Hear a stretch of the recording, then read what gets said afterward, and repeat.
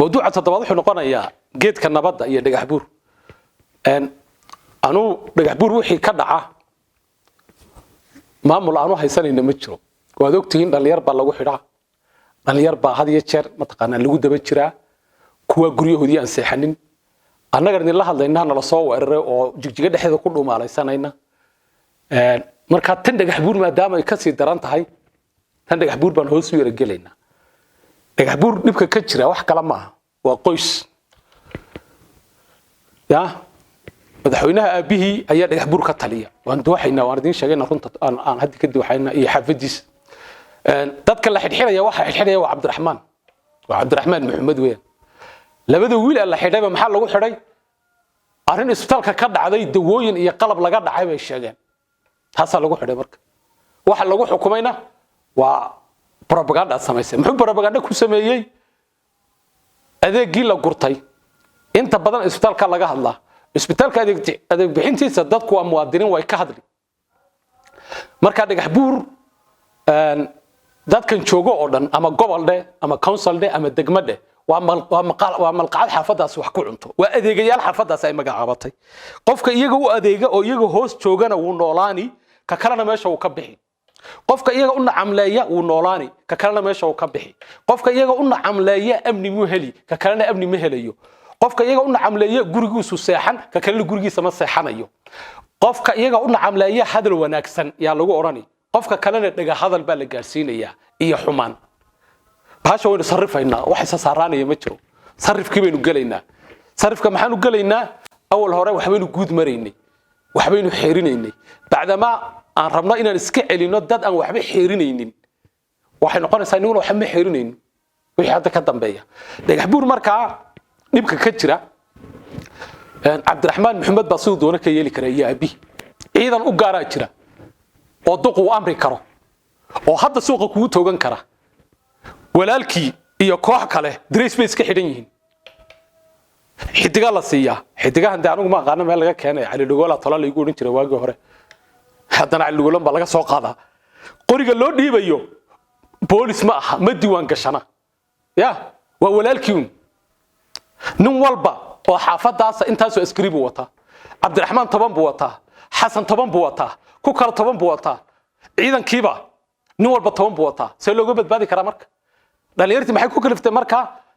hadday hadlaan waa kan waa la eryanaya waa la xidhaya hadda maxkamaddu intay waxba ku weyday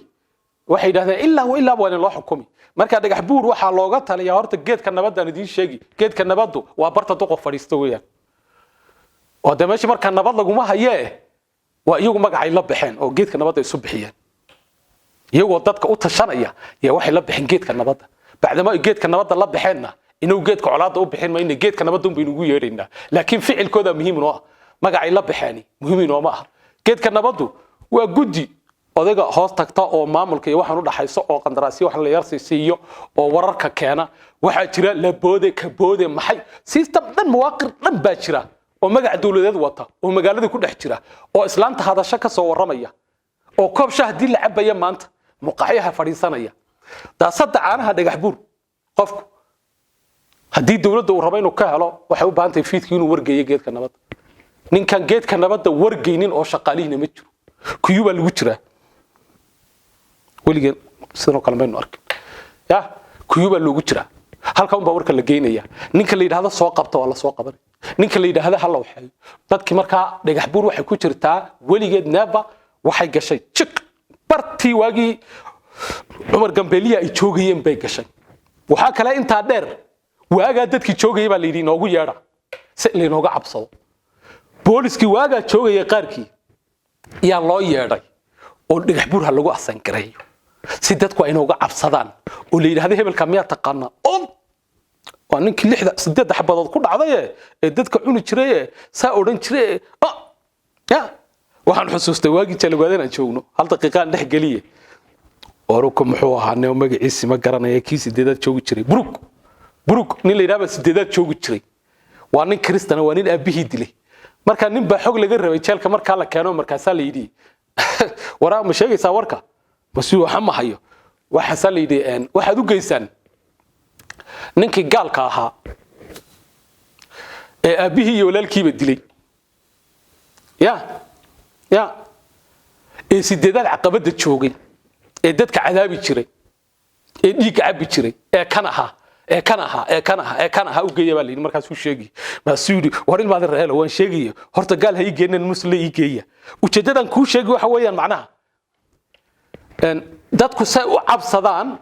oo dhagax buur cidna ayna u hadal yaa waxa lagu xirxiray dad noocaas oo ciidankii looga dhigaya oo darajo lagu siinaya oo la empower garaynaya si ayna waxba inaga inooga sheegin oo runta ina hortaala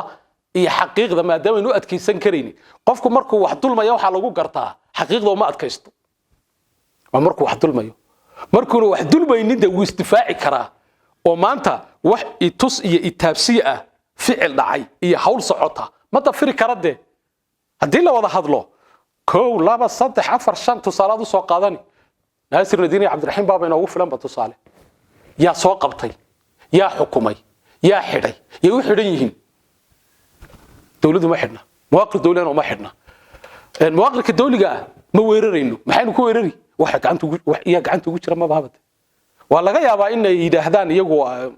inta la yiraahdo adeerode ma taqaana idinkiiba nagu soo riixayo kubadda nagu soo laagay waa sidee in iyagu ay deetana orordaan waa laga yaabaa si walba haday orordaan laakiin anu kuwa ma weerari karaba waayo xaqiiqda hoose waxay tahay baan ogahay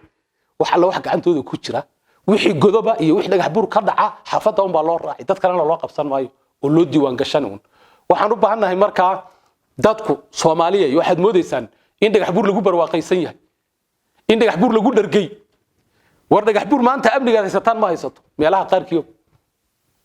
sida kale la idin godoomiyo laakiin dhalinyarta dhagax buur maanta ma taqaana qofka Cabdiraxmaan Muhammad la socdo mooyaane